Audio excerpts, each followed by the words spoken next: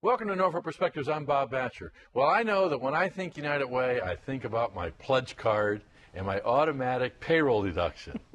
But it's so much more than that, isn't it? Carol McCormick, President and CEO of United Way of Southampton Roads. Well, yes, Bob. One of the things I always say to people is we don't raise money because people like to give it away. We raise money because there are really important causes in the community that we need to support. That's right. And we're going to talk a lot more about that, but also some of those causes and a kind of a new approach that you're taking on how you've changed over the years. And Joe DeLotte, United Way Board Chairman.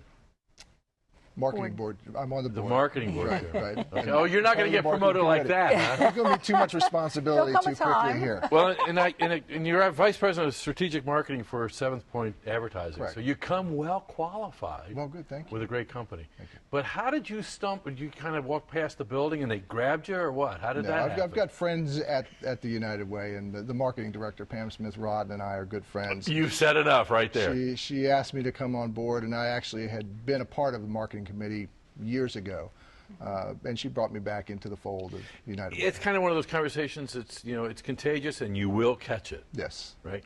But why?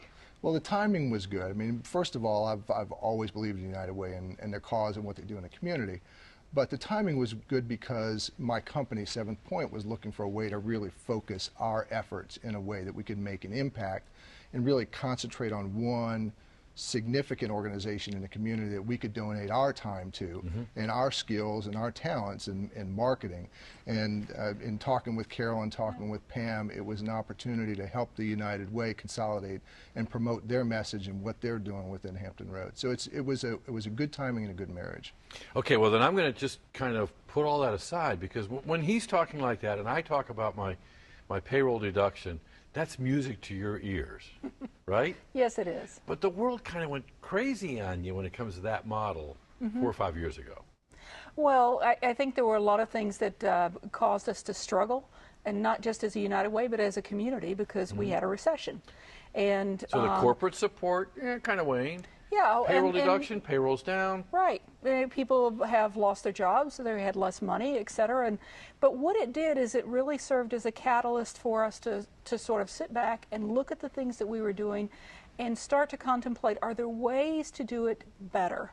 And we came up with a methodology called collective impact, which is taking the dollars, those golden dollars that United Way has, but also connecting with other organizations within the community, institutions within the community, to have shared planning, shared goal setting, and shared solutions to issues that we have. So go back to the corporate model of 7th Point is one of the best ad age. I will say this, not because you're sitting on the sofa. You have a reputation, and you are one of the best agencies we've got. So Thank you. You come to the table like that. There's some others out there too. I know. We love them all. And they're friends. If I say stone soup to you, what's it mean?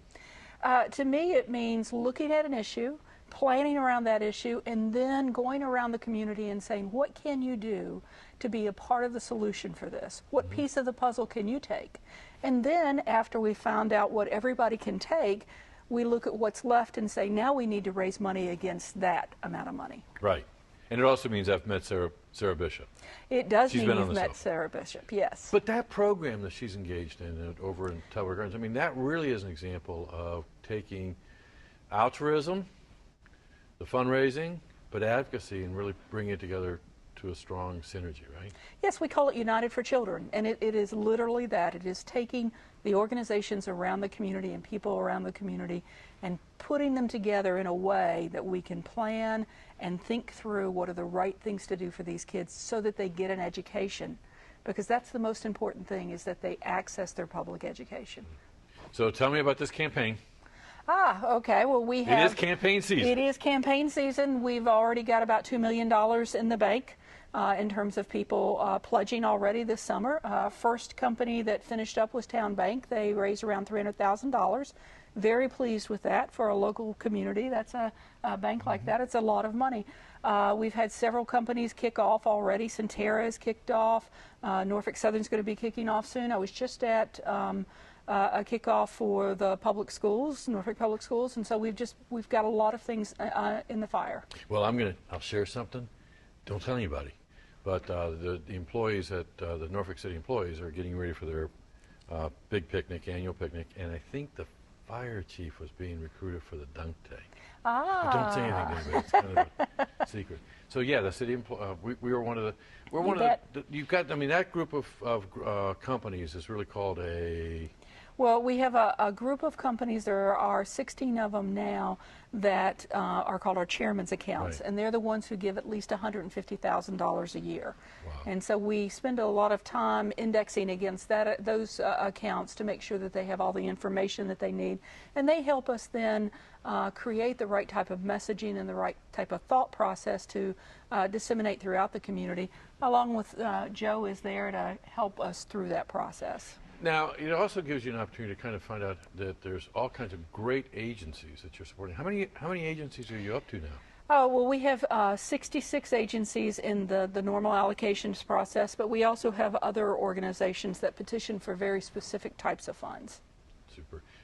Joe, what do you see as the biggest challenge that United Way has? Well, you mentioned change, and there's a lot of change that's occurred economically, but we're looking at the United Way, not only this campaign and what has to happen, but what's affected in recent years and how do we sustain the United Way over time. The biggest thing that's changed has been communication and how consumers communicate, what technology has done, and sort of the generational shifts.